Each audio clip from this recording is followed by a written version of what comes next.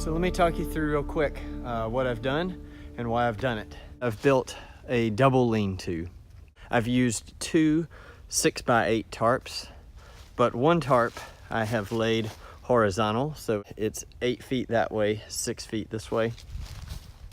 And the other tarp I have laid more vertical, so I've got 8 feet that way and 6 feet that way.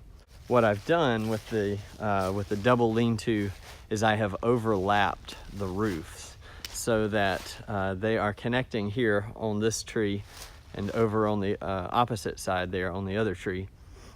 However, putting the ridge pole for this tarp on this side of the tree and the ridge pole for this vertical tarp on that side of the tree, I've created an overlap here with the roof.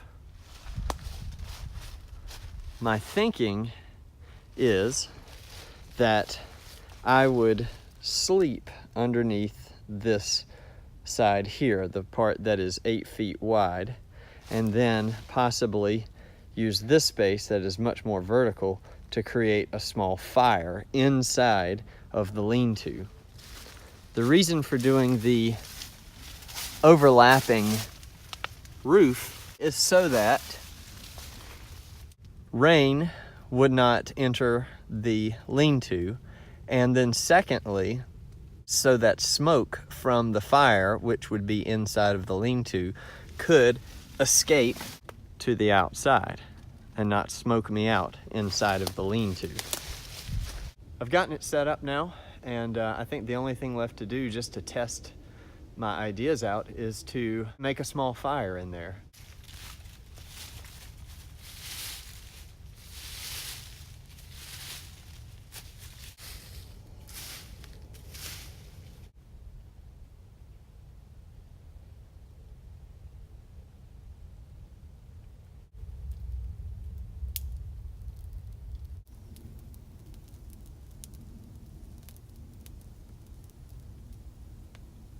So far, the overlap roof is working really nicely to ventilate the smoke. When I would sleep under here, I would tuck in as far back as I could, far enough away that I wouldn't be worried about burning, myself under the lean-to. I also am keeping an eye on the tarp. If these flames get too hot and too high, they're gonna burn the tarp. The tarps were very cheap. These are 6x8 tarps. Actually, one of them, this one on the back is an Ozark Trail from Walmart. I think it was less than $4, maybe $3.50. And they were out. I would have bought another one from Walmart, but they were out of them. That was the only one. So I had to go to Lowe's, and this is a Blue Hawk brand 6x8 from Lowe's, and it was a little more expensive. I think it was just a tad over $7.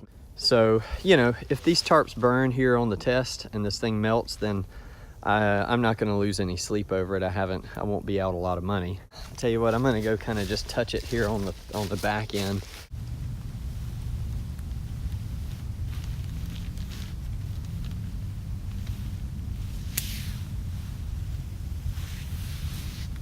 Some heat. I can feel the fires right below here because this is the hottest spot. I can tell that with a little more heat, and I think this tarp would melt, but that's all part of the test. So I'm gonna keep the fire going just a little bit, see how it goes. While it's not a cold day today, really, I believe it's kind of low 50s, mid 50s. I can definitely feel a temperature increase here in the lean-to compared to standing outside. This is not a large fire by any means, but it is putting out good heat, and I think the tarp, actually, the long vertical tarp here in front of me, is doing a pretty okay job of reflecting some of that heat back.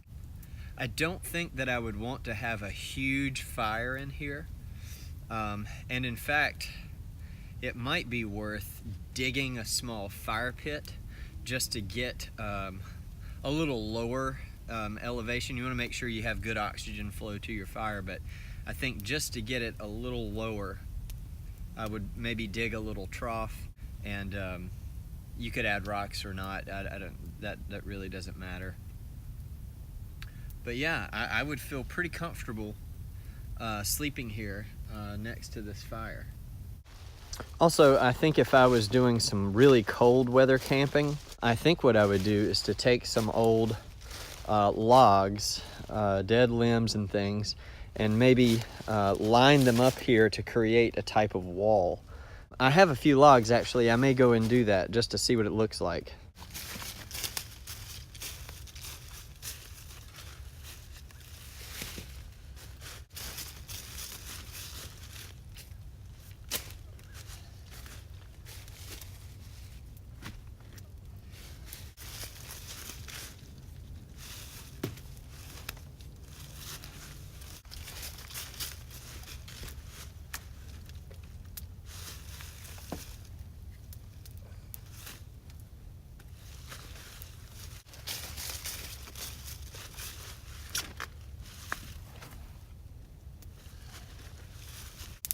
I think these logs for this back wall are a great idea.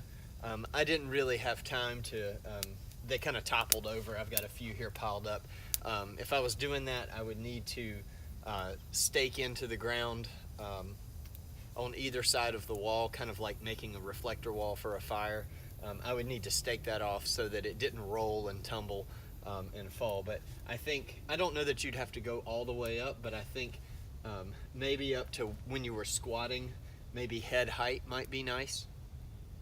And that would give you just a little bit of a wind break and a little more protection from the elements.